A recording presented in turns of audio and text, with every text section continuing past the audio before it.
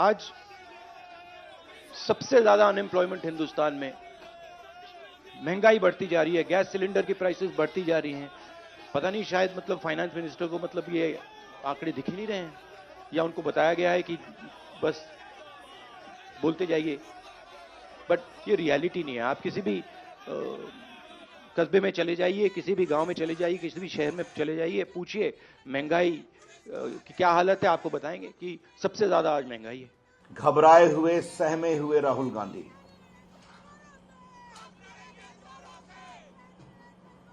महंगाई और बेरोजगारी की चर्चा होती है तो चर्चा में आते नहीं, सदन में वॉकआउट कर जाते हैं।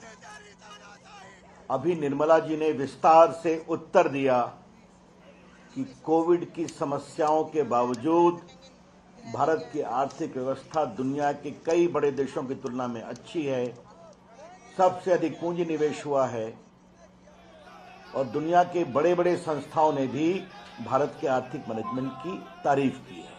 जितना मैं सच्चाई बोलूंगा उतना मेरे ऊपर आक्रमण होगा।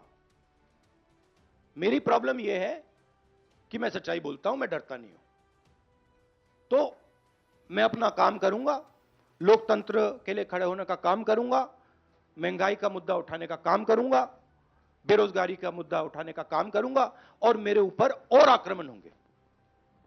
यह सच्चाई है।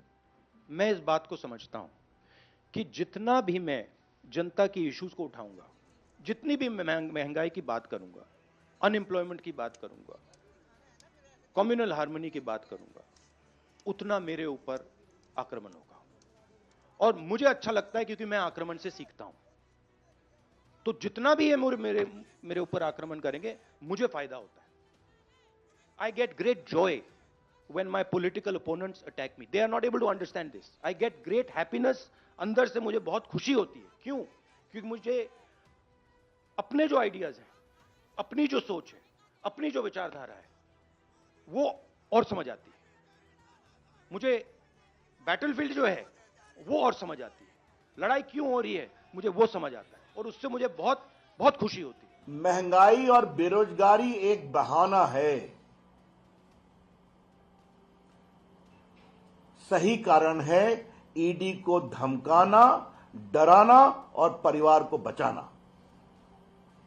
यह है पूरा मामला।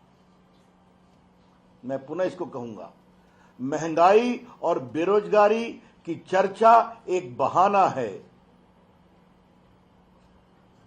मूल रूप से ईडी को डराना, धमकाना और परिवार को बचाना है। हिंदुस्तान में कोई भी व्यक्ति, किसी भी पार्टी का, non political, political, film star, कोई भी अगर सरकार के खिलाफ कुछ बोलता है, उस पे हिंदुस्तान के सारे इंस्टीट्यूशन का वजन पड़ जाता है। ये कांग्रेस पार्टी की बात नहीं है।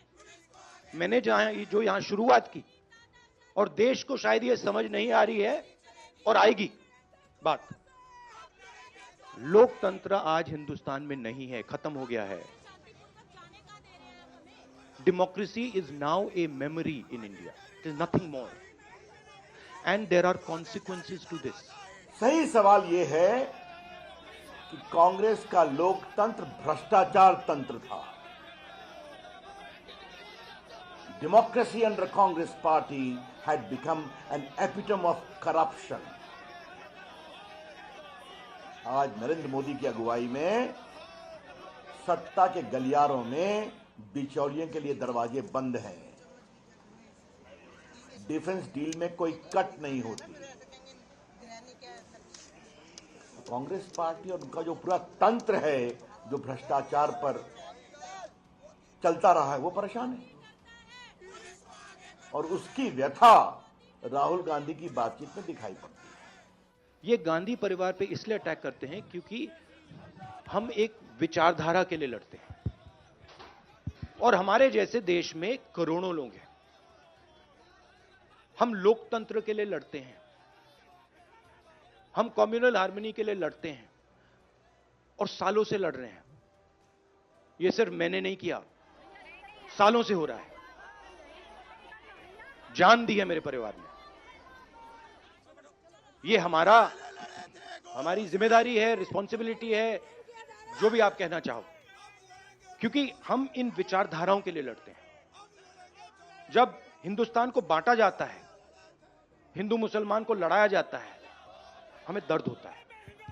जब किसी को दलित कह के मारा जाता है, पीटा जाता है, हमें दर्द होता है। जब किसी महिला को पीटा जाता है, हमें दर्द होता है।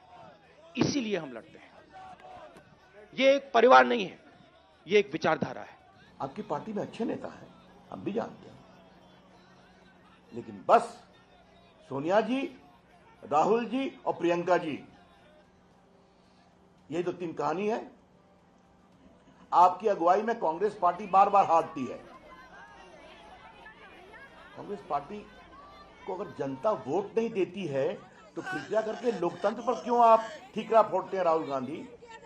Why you blame democracy when the people of India reject you with repeated regularity?